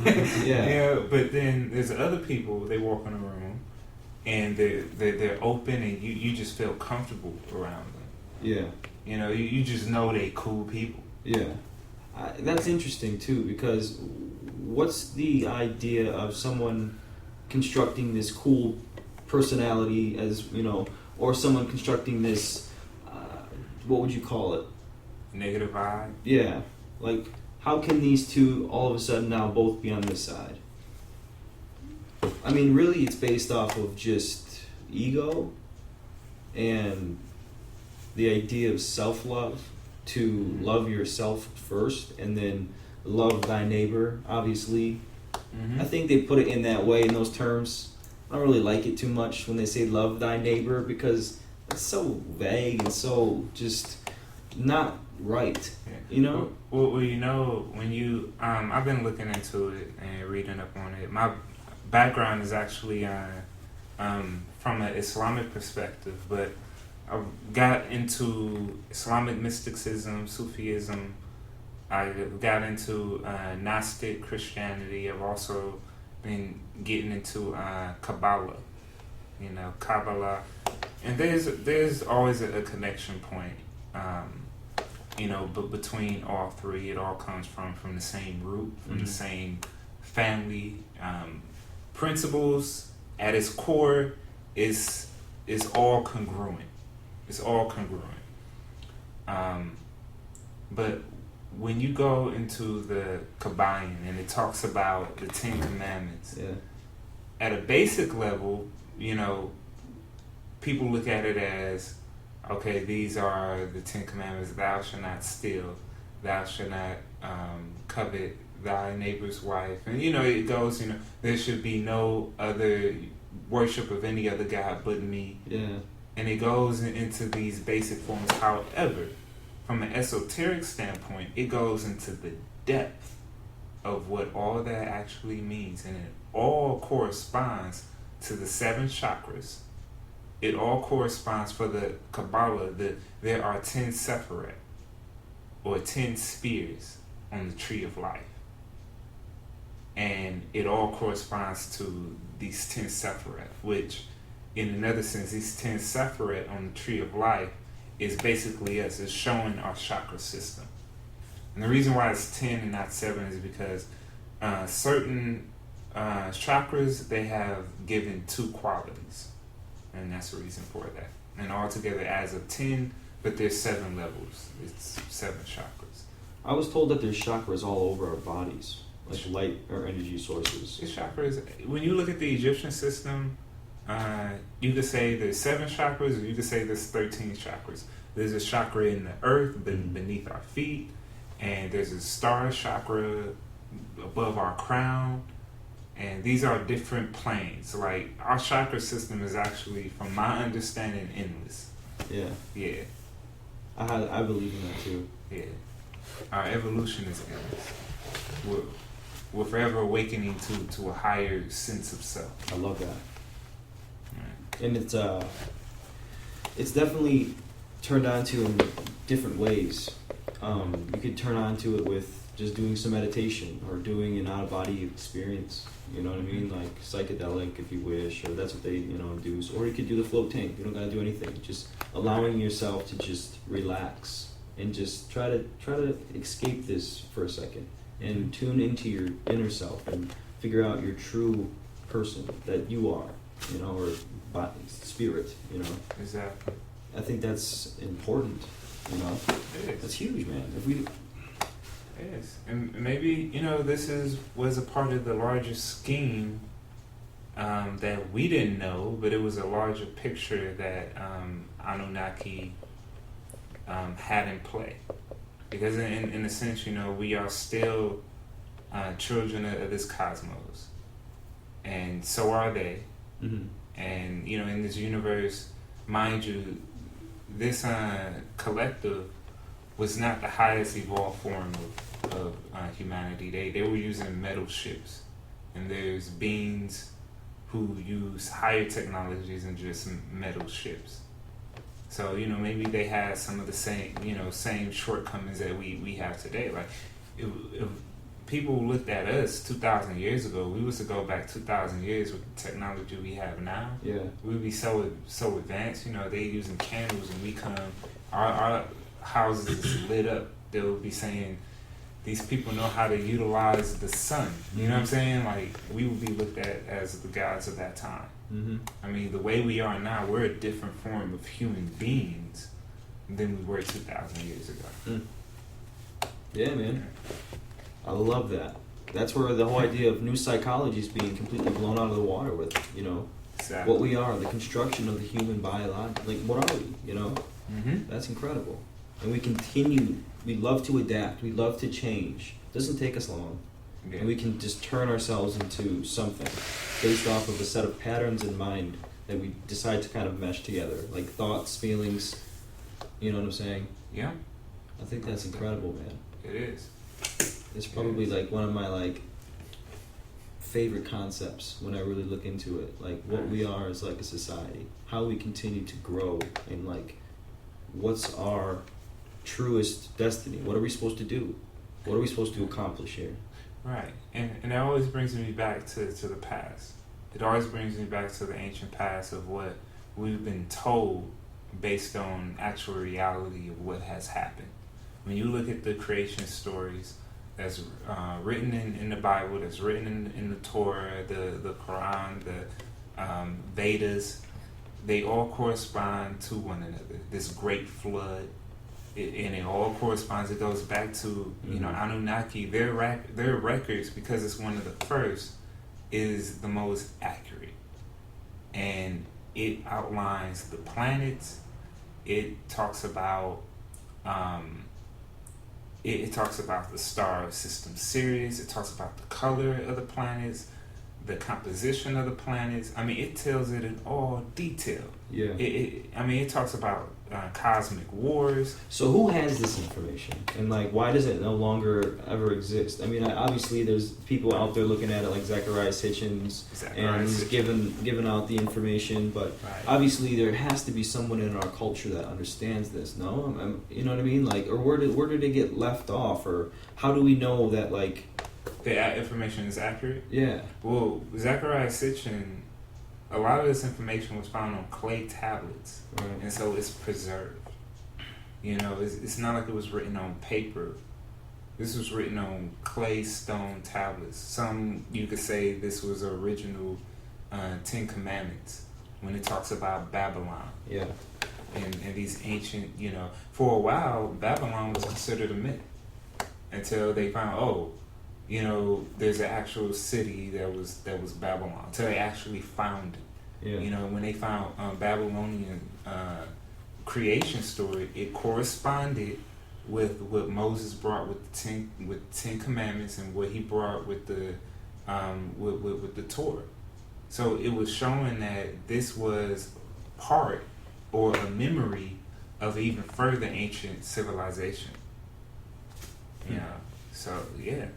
I mean, the stuff goes deep. So basically, we're working off of old patterns, and almost all cultures have been demolished in some way. Correct? Obviously, because they're not here anymore. So, are we just going to continue that pattern? I think that's where the idea of us living in this time period right now is so prolific. Because if we didn't have this moment to, you know, retake what we can actually consume now and choose, and like be able to change, like, we'd be screwed, man. You know, I don't want to fall off the end of the earth. I mean, yeah, if it's a meteor, okay, I get it. All right, meant to happen. Right. But, like, I mean, I don't want to die of something that's silly that we can easily go and change. You know, food consumption. You know, work out. Treat people better. Right. Figure out how to work out your problems a little easier. Right. Eliminate the stress. Stop the fucking bullshit. Like, you know, Yeah. get over your fucking self and realize, you know, you need to get your stuff done. You need to do you. Take 100% control over your life and who you are. You have to, because this is your greatest gift right here. And whatever you're meant to do, whatever's in front of you, whatever you're supposed to be getting accomplished needs to get done as soon as possible. Right. There's a calling for that. Right. And everybody goes through a bad time. It happens to the best of us. Even when you look at prophets in history, you know, some of them was womanizers. Moses had a speech impediment, but it was showing that these were people who have flaws. You know what I mean? Jesus didn't have a father. You know, someone say, you know, it was God, but technically he didn't have a father. You know what I'm saying? He had a mother. It's true. A mother. You know what I mean? That's very true. So I it's wonder if like, that was based off of a reason. Was he supposed to have feminine qualities and not so many masculine qualities? well, he was still a man. You know, You're still a man, yes, but if you're raised by a woman, you know what I'm saying, that Right. you're gonna get a majority of women qualities. You know, you'll collect on some few, but for the most part, you'll have one figure you look up to the most, and you'll collect those qualities. You know, I mean, I'm sure he had male influences, but for the most part, it's interesting. I've never thought of that. Right. So it's like Muhammad, he didn't read or write. You know what I'm saying? He was completely illiterate. You know, and produced some of the highest, most eloquent language of that time. That still to this day is the highest form of whatever you want to call it, poetry, or you know, it's the highest form of literacy. So anyone who goes into study Arabic, they always refer to the Quran because of the style that it's all written in. That's so fascinating. I've never heard anybody explain it that way. Yeah. Yeah, I mean, when you look at the Torah, originally the way it was written, it was no periods, it was written the way you would write a computer chip. It was written like a computer program. That's the way it was put together. You know, it was seamless from point A to point B. It was beautiful. Yeah. Over time, you know, some things probably got, you know, changed, but I mean, originally it was written the way you would write a computer chip. They was working with very, very high science. You know, numerology, formulas. In the same way you make a recipe, you have a recipe. You follow that recipe the way it's written. Mm-hmm. If you start changing the recipe a little bit, it's going to taste a little different. Yep. You know, and it's the same with a lot of these spiritual technologies in the past. As it was handed down generation to generation, there were certain things that was changed.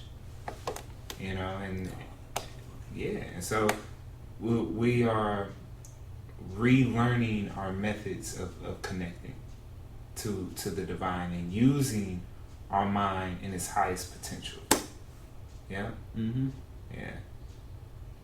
Yeah. You know? So basically, do yourself the best possible, and you're giving it. That's what you're supposed to be doing. That's your religion.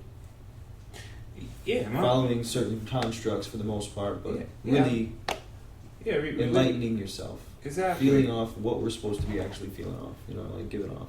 Exactly. Religion is, to be honest, at its core is love.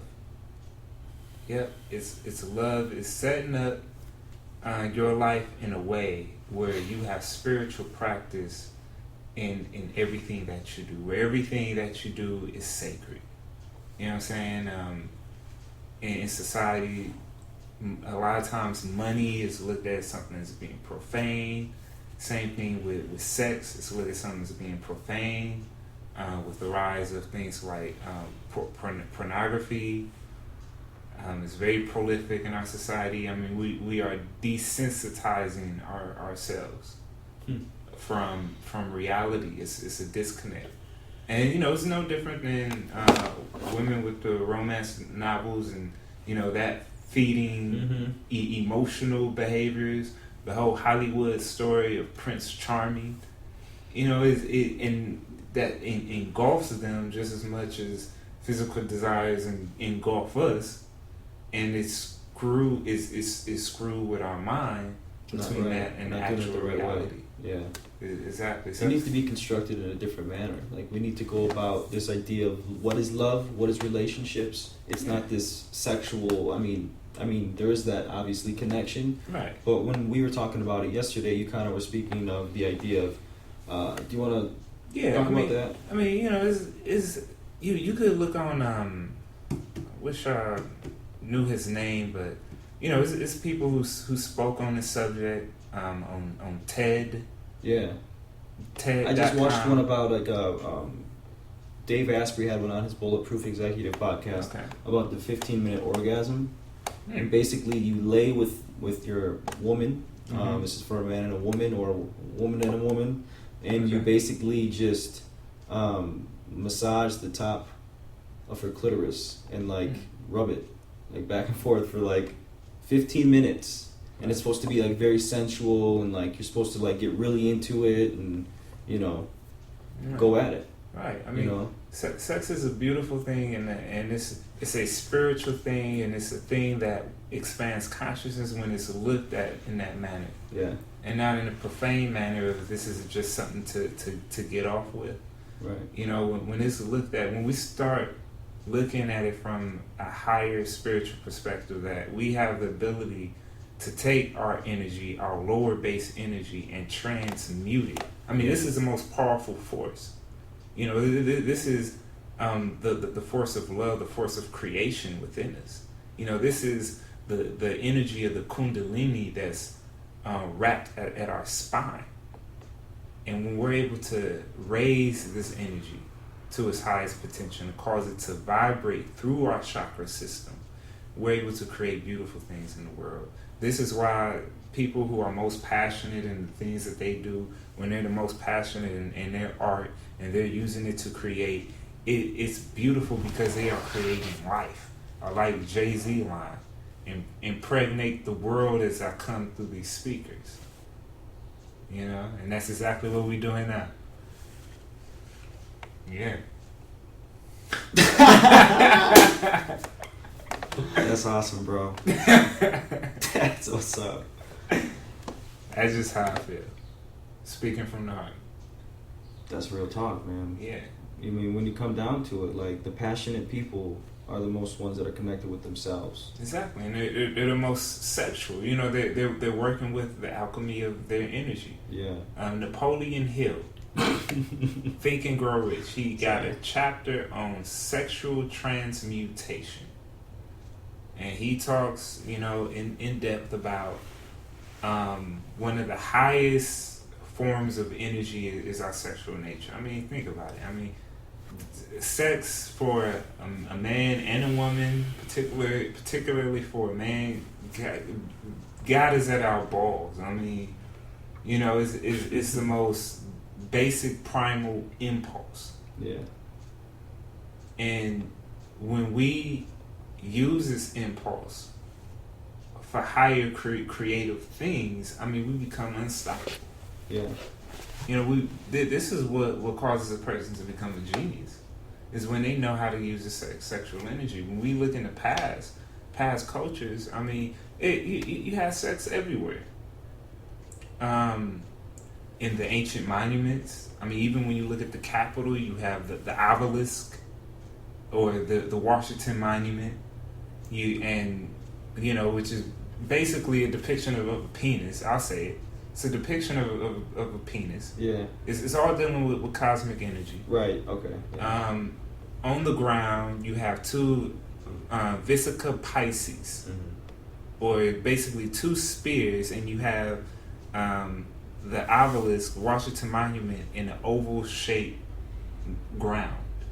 You know, two circles, which basically represents the vagina, and the universe is having intercourse. This is the birth of a nation.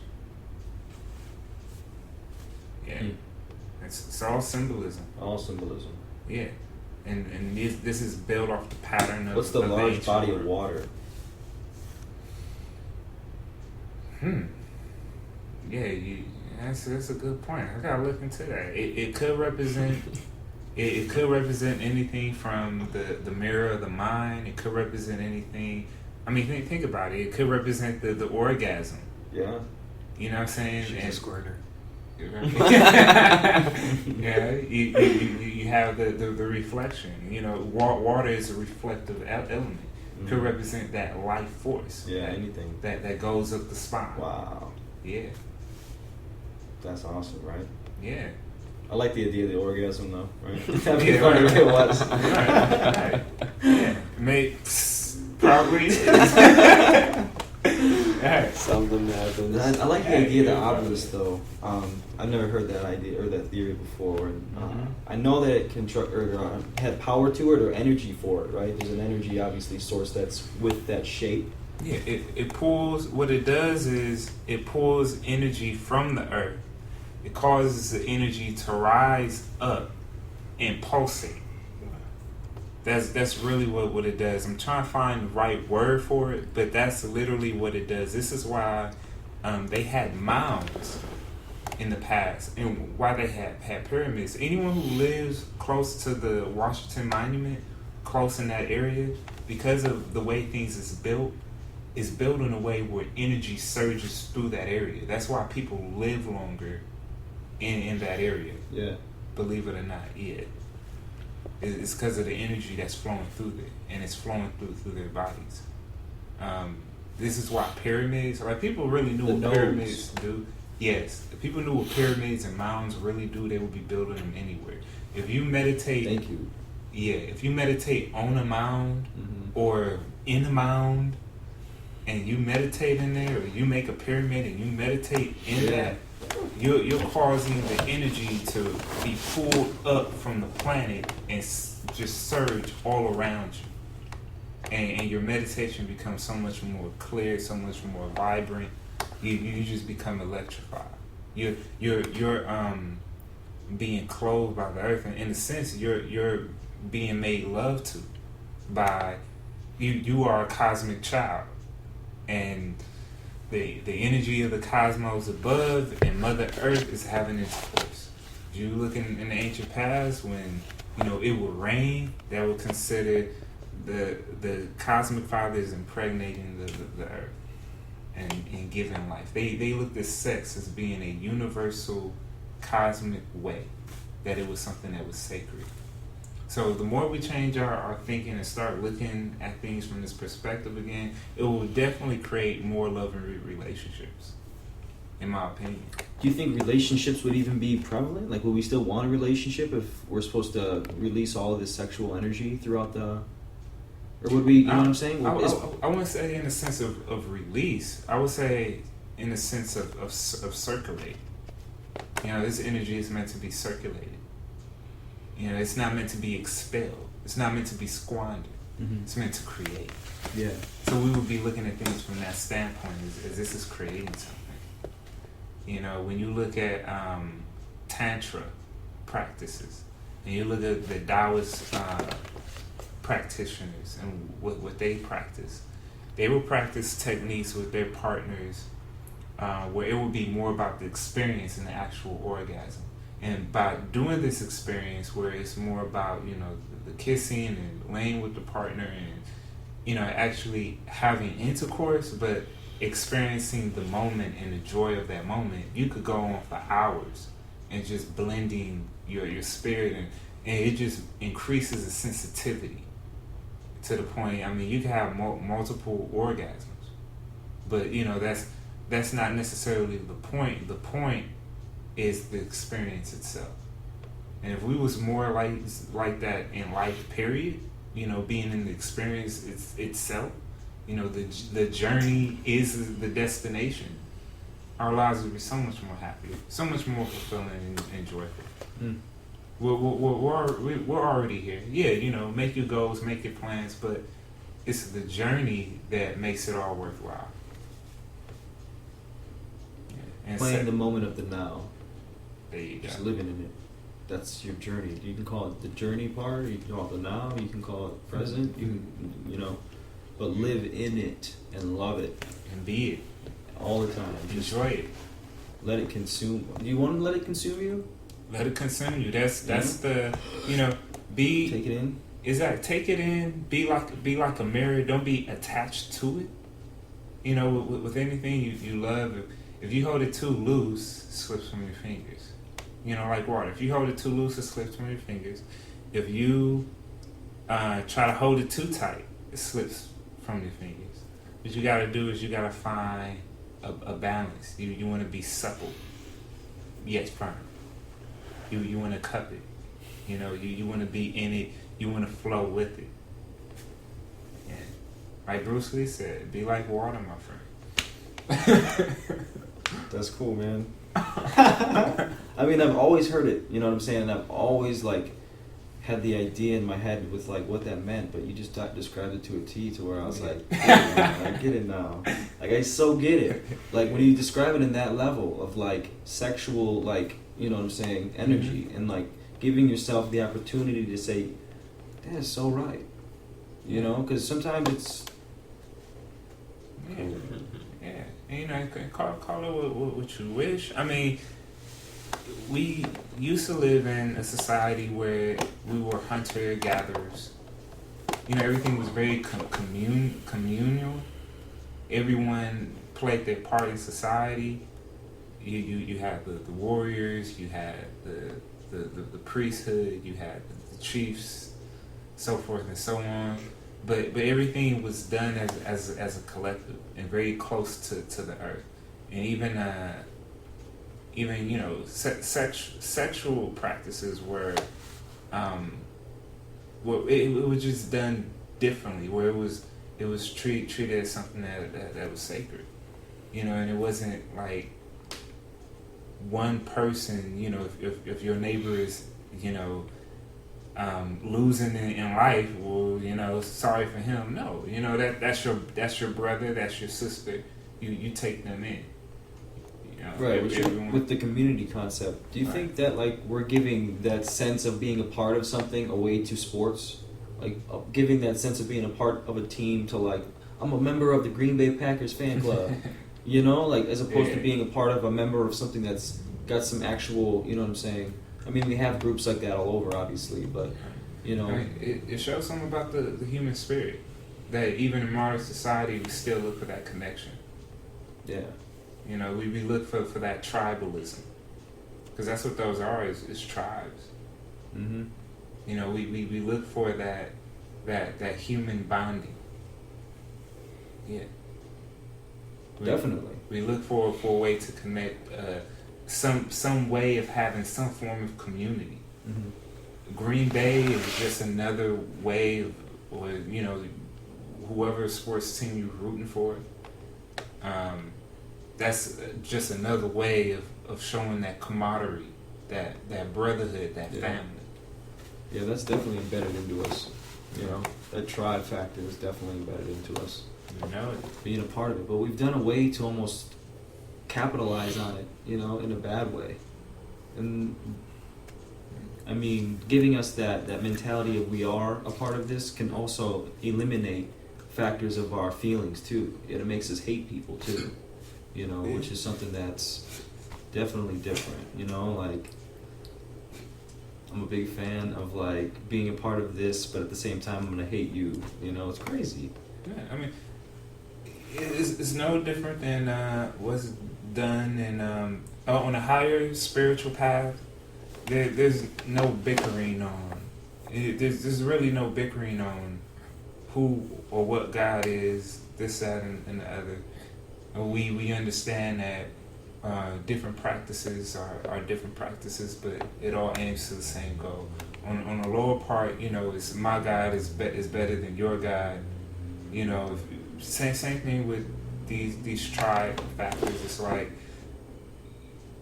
my team is better than your team. Mm-hmm. Our chief is better than your chief. You know, you haven't heard of our chief? Our chief is mighty. You know, it's not saying that it's wrong, Right. and I'm not saying that it's right either. It's all based on the perception of What team or what you decide to play into. exactly You know. what's right for you. I've always wondered about the idea with wars, and there are people out there who have it into them that they have this instilled in their mindset they're going to place harm on certain groups of people, and I definitely feel that's always maybe going to be around, you know. But if we can control it in our set groups, I think that we would definitely have a lot more thriving energy throughout the communities, you know. Yeah, it'll always be, but in a different form. And there's a way to have it in higher forms. Yeah, there's definitely higher forms of protection. One of the highest forms you can have is mentally. There's nothing. Once we get an understanding of the subtle energies, like imagine if someone was able to control the weather, you know, cause a hurricane. You no weapon. That's more the power of nature is more powerful than what man can implement. Yeah. You know, and the highest form of nature that we have is the nature of our mind. I mean, if air and water, which is the most supple things that we know of, if this can, when accumulated in large amounts, can destroy homes, houses. This is how Tai Chi was explained to me. The energy, the explosive power. It means supreme ultimate boxing. You know, so in other words, it means God boxing or universal boxing. When you working with a power that accumulated in large amounts, moving together in the same energy, in the same speed, can destroy anything that's hard and stands in its way. It can break anything, but yet not be broken. That's the supreme. So if our mind could do the same thing, if our mind can bend and mold and shape around anything and everything and encompass and just go through brick, mortar, whatever, and just surpass anything and everything, above and beyond, beneath, above, whatever, side to side, within and without, then that would be the most powerful force. That was my seat again. Yeah. That's beautiful, bro. Yeah. Chair farts. Right? Vegas, where the seat's leather. Alright. You broke my brain there for a second, brother. Yeah. My brain's been broken this whole time. That's beautiful. beautiful, Yeah, man. That's so true, man. Yeah. I mean, our minds are powerful things. I mean, I was always looking at it at such a smaller level when I was thinking that you could create your reality by just writing down the things you're going to do every day. And you could go about doing that every day. Yeah, there might be a little bit of stuff in between, but you could really control your reality for the most part. Yeah, it's, You know? it's It's all kind of a now almost like a misleading concept. yeah.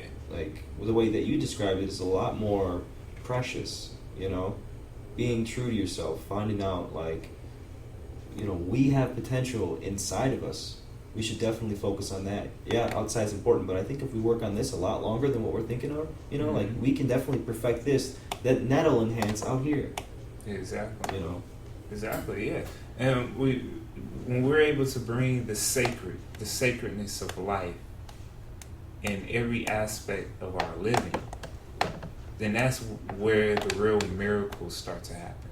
I mean, the fact that we're here is a miracle in itself. The fact that we exist and we're having this conversation, Yeah. Thank God. you know, and we're speaking this language and we understand each other. You know, I could be speaking a completely different language. I think you could too. Right. You know, and we just completely. I'm sorry, dog. Was that the I'll keep my feet chair? down. I'll keep my feet down. Goodness gracious. Leather and bare feet don't mix. I will be sitting this one next time.